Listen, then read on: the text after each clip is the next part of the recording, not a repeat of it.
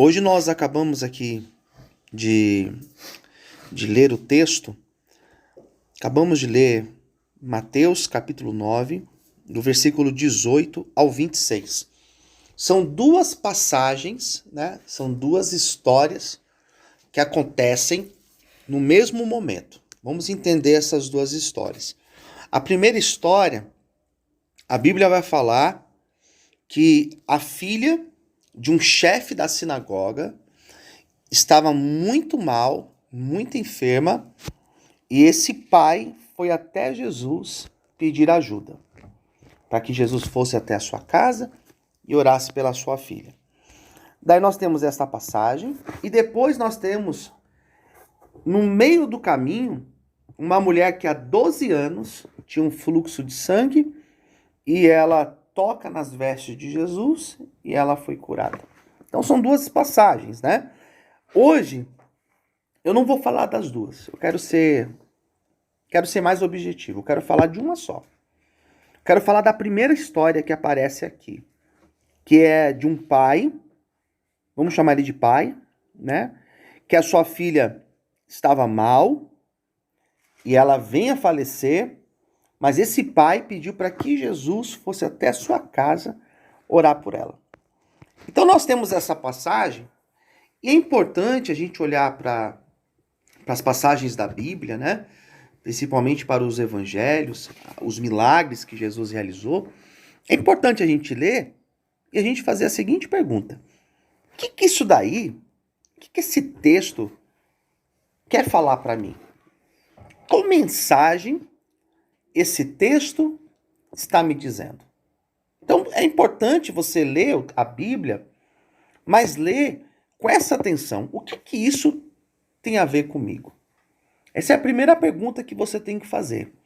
E a segunda pergunta que você deve fazer é: e o que isso tem a ver comigo hoje? Porque a Bíblia, gente, diferente de outros livros, né? Eu tenho alguns livros meus escritos aqui que você pode ler. Ele não vai atualizar. Você vai ler o meu livro, né? Você vai ler aquilo que eu coloquei no livro. Mas se você ler daqui a um tempo, você vai ler a mesma coisa que eu coloquei, né? Pode ser que no teu momento isso vai falar com você diferente.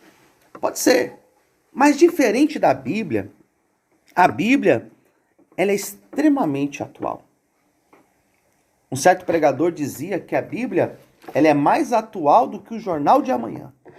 Por quê? Porque a Bíblia ela é um livro que fala conosco em todo o tempo. Se eu chegar aqui amanhã e pregar para vocês a mesma passagem, ela vai falar com vocês diferente. Então é importante você ler isso aqui e perguntar: o que isso está falando comigo hoje? Hoje. Então, para que você entenda, esse pai, a Bíblia chama ele chefe da sinagoga. E o chefe da sinagoga, naquela época, a sinagoga era um lugar onde os judeus se reuniam. Os judeus eles se reuniam em dois lugares para cultuar a Deus. No templo, onde eles iam, né, o grande templo de Jerusalém, e na sinagoga. A sinagoga era menor. As sinagogas, o templo não existe mais. As sinagogas sim. Nós temos sinagogas em todo o mundo. E aquele lugar menor é onde eles iam e estudavam a palavra, né? Não era como o templo, mas era onde eles estudavam. O chefe da sinagoga era o responsável por aquela sinagoga. E naquele lugar, esse chefe da sinagoga, geralmente, aqueles homens que eram responsáveis pela sinagoga, na época de Jesus, eles eram contra Jesus. Porque Jesus era de um sistema diferente. Jesus pensava diferente deles, Jesus não guardava o sábado, Jesus tinha vários costumes que os judeus olhavam com preconceito. Então esse pai, ele tinha preconceito com Jesus. Aqui não está dizendo, mas a gente pode supor. Mas quando ele viu que a sua filha estava morrendo, o que ele fez? Ele venceu todo preconceito e ele foi pedir ajuda para Jesus. Então, a primeira lição que a gente vai aprender nessa tarde, né, é isso. Que esse pai, na hora que ele se viu em aperto, ele tirou todo o preconceito que ele tinha com Jesus, ele falou o quê? Eu vou atrás dele. Eu já ouvi falar que ele faz milagres. Eu já ouvi falar que ele faz coisas grandes. Eu vou pedir ajuda para ele. Por que que eu vou pedir ajuda para ele? Porque eu cheguei no meu limite. E aí que está um ponto importante. Às vezes é preciso nós chegarmos no limite para a gente reconhecer que precisa de ajuda. Às vezes é preciso nós chegarmos, né? A gente usa uma expressão que ela é mais simples para entender. Fundo do poço. Já viu essa expressão? Fundo do poço. Às vezes a gente chega no fundo do poço para falar, meu Deus, preciso de ajuda. Porque às vezes nós teimamos. Nós achamos que o nosso pé alcança, né? Você está ali nadando, você acha que você consegue, que você tem oxigênio para atravessar para o outro lado, mas chega uma hora que você percebe que você está todo enroscado. O interessante, porque eu trabalho com dependente químico há muitos anos, e muitas pessoas não reconhecem que precisam de ajuda. E quando a pessoa não reconhece, não tem ninguém que vai colocar na cabeça dela que ela precisa. Por mais que a gente olhe, por mais que a mãe, a esposa, o filho, o amigo, o pastor, por mais que todo mundo olhe para ele e fale assim, meu, você precisa de ajuda. Mas ele não reconhece. Então esse pai, com certeza, as pessoas diziam, meu, fala com Jesus. Já viram falar de uma história de um homem chamado Naamã, na Bíblia? Já viram falar? Que era leproso, não sei o quê. Então, mesma coisa. Naamã, vai lá, mergulha. Você está precisando. Se você não for, meu, se ele tivesse te pedido alguma coisa mais difícil, você não faria. Então, às vezes, nós lutamos contra e pedir ajuda. Mas eu agradeço a Deus, porque quando uma pessoa vem para cá, ela não vem forçada para cá. Ela veio porque em algum momento de lucidez, ela falou assim, eu preciso de ajuda, preciso sair dessa. E foi exatamente o que esse pai fez. Ele foi até Jesus.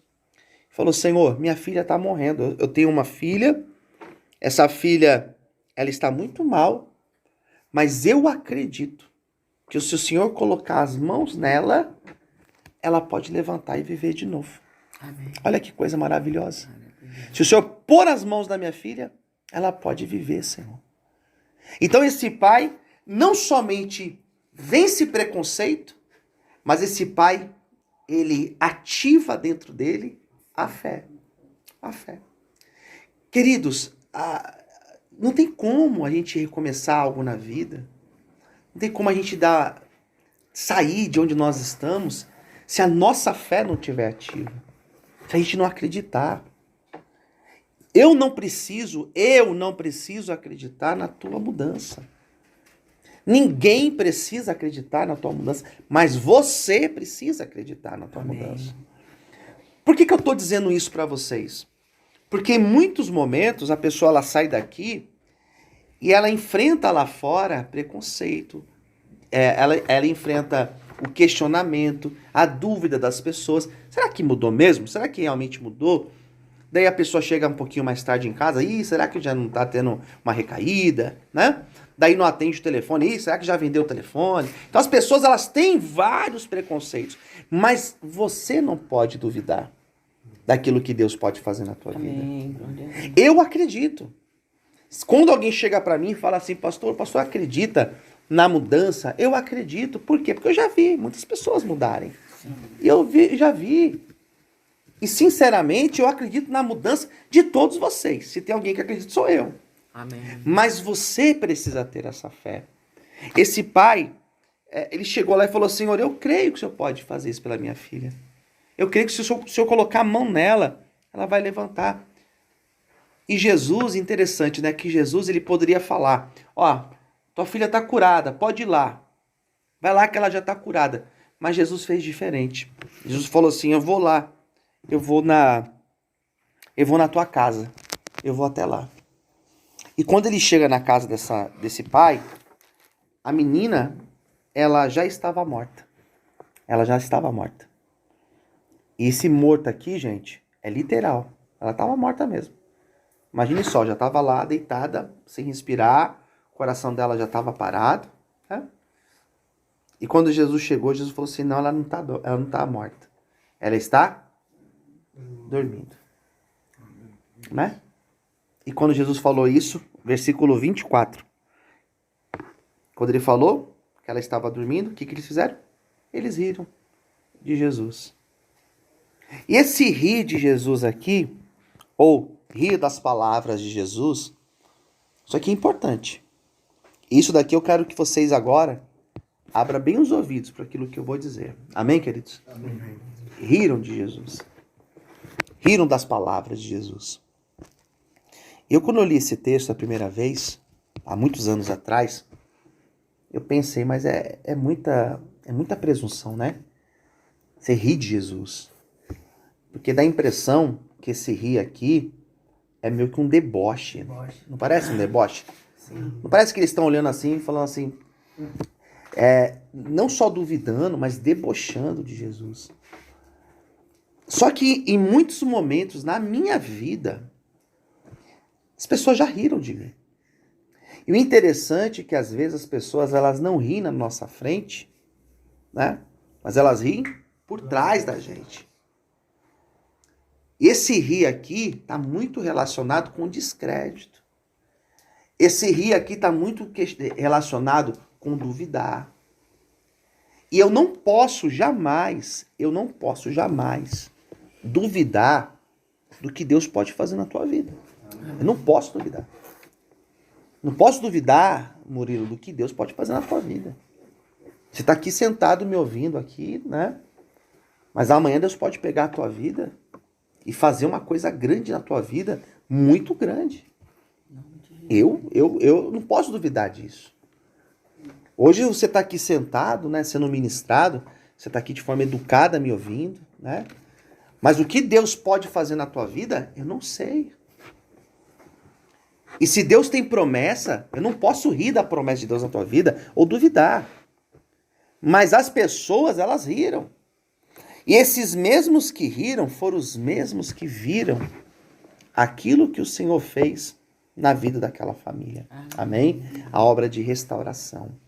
Então Jesus falou, então todo mundo pode sair da casa, ficou somente ele, os pais da menina, né?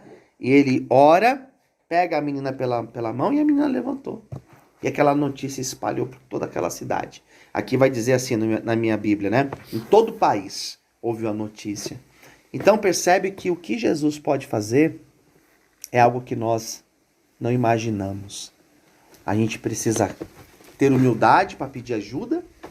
A gente precisa ter a fé, né? Sem duvidar.